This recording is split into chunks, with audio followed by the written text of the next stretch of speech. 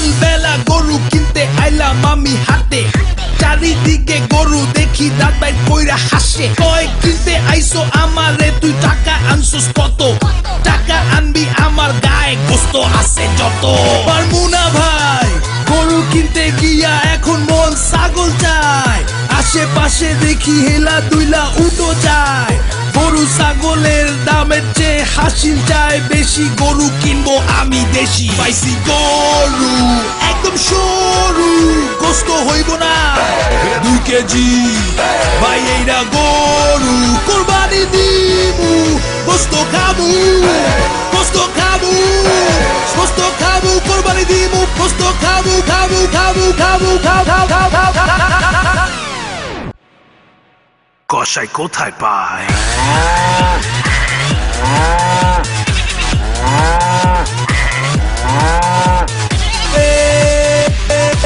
এই গরু কিনছি,